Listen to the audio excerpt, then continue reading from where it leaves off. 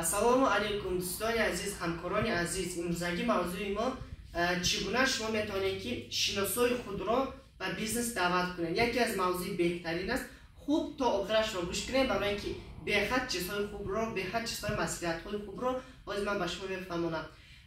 Мана бинед, вақте ки шумо ба бизнес мебиёед, вақте ки шиносои худро ба бизнес даъват мекунед, ин як имконияти беҳтарин аст ки шумо ҳамихел ёд мегирем. Мисол каҷа одамо кор кардана, одамои ба бизнес даъват кардана, муомила кардана, анамихел шумо тезтар, осонтар ёд мегирем, барои ин ки шиносои худатон каҷа ки кор мекунед ва ё шумо мешиносанд, шумода боварӣ доранд, каму беш бошадан ва гӯем ки агар ки шумо вақте ки онҳоро даъват мекунед ягон хатогиё ҳам кунед, ин ягон ҷои ирзокашӣ нест, барои ин ки онҳо шиносои шумоя мефаҳманд.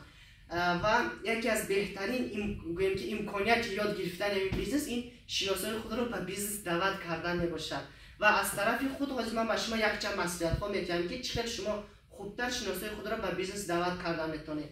Якум, шиносои худро мо чӣ кор мекунем? Бояд ки як рӯйхат кунем, яъне ки рӯйхати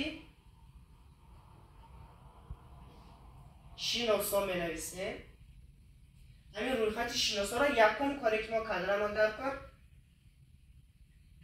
навистан лозим. Яъне ки шумо бояд ки рӯйхати шиносои худро якта дафтар кунед, мисла якта дафтар кунеду ҳамунҷа ба рӯйхати шиносои худатонро навистанро сар кунед. Якум қадаме ки шумо мекунед анамин аст. Якум қадам. Дуюм, ба ин рӯйхат мо чӣ кор мекунем? ҳамаро дохил мекунем. Яъне ба ҷои як кас қарор қабул намекунем. Ҳамаро ҳамин рӯйхатҳо бояд ки дохил кунем. Мисол чӣ хел мешавад? Бисёр вақт чӣ хел мешавад? Одамо ба ҷои як кас қарор қабул карданро сар мекунанд ки ман ина ба бизнес даъват мекунам, ин кор карда метавонад, ина даъват намекунам, ин кор карда наметавонад, ё ки ин шароит дорад, ман ина даъват мекунам, вай шиносама даъват намекунам, барои ин ки вай шароит надорад, ё ки набошад вай зиндагиш бехат хубай, вай ин корро намекунад, ин шиноса мекунад, ҳозир вай ба пул дар кор. Ин хел бояд ки фикр накунед. Ба ҳама як хел муомила кунед, ба ҳама як хел, ҳамаро як хел ба бизнес даъват кунед. Монед одамо худашон қарор қабул кунанд. Барои он ки аз таҷрибаи худ, аз таҷрибаи бисёри хамкорон мо медонем ки ҳамун шиносое ки як вақт гӯем ки даъват накардаги буданд ба бизнес, ҳозир дигарро, бегонаҳо даъват карда, ҳозир ҳавай одамо бехат директорои хуб шуда рафтагианд.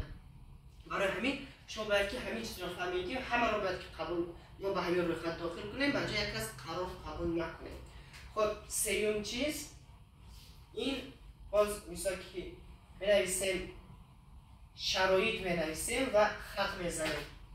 Яъне ки шароит дар бизнеси мо нақши калон тамоман намебозад. Яъне яхело мегӯянд ки вай шароит надорад, вай гӯем ки 4 гудак дорад, вай ё ки 2 гудак дорад, вай кор карда наметавонад, инаш кор карда метавонад.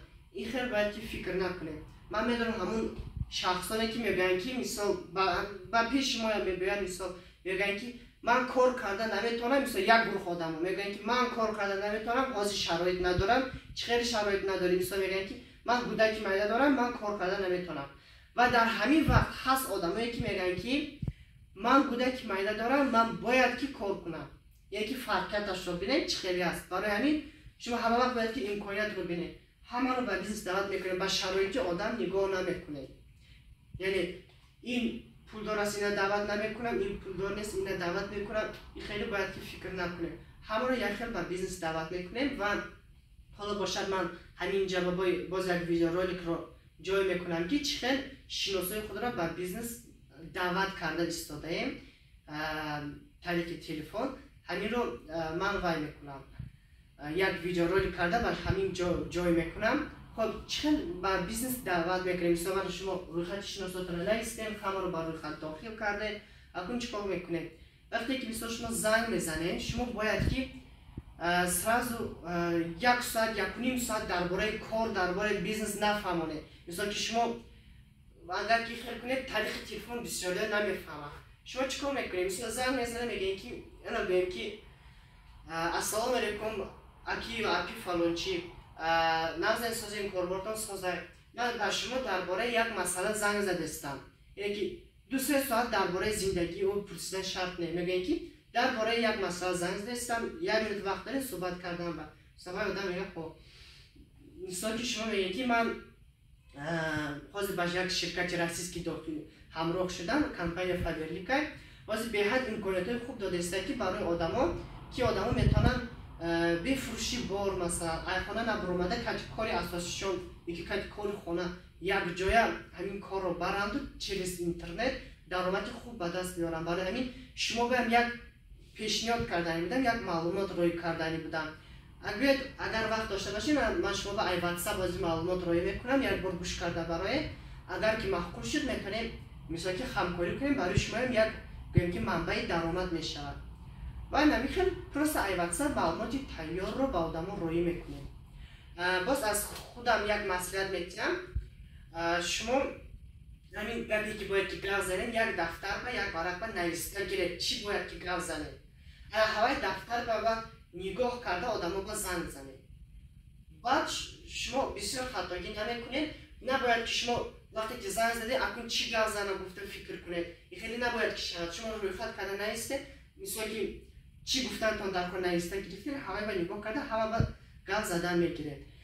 بعدا باز یک مصلحت خوب یک بار 10 یا که 20 شناسات نیستین یک ساعت میردمی 30 منوت وقت میردمی یک بار همشون با زنگ زده برای بعد بگیم که پگی دیگر با 6 با 10 تا 15 20 شناساتون با یک بار زنگ زده. اگر که شما هفته با یک تا شناساتون با هفته با 2 تا 3 تا شناساتون با زنگ زنید شما یک عمر آدما با زنگ زدن در میترسین. شما بگیم که خودتون ناقلان حس میکنین و همین ترس شما وای نمیشین.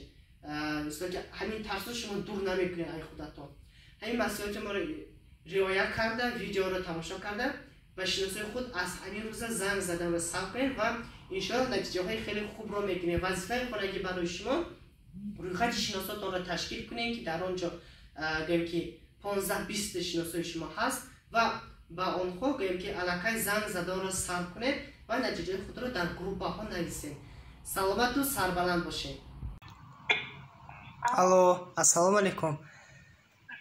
ای پروین نغزم شما تینجمی کاربراتان سازمی؟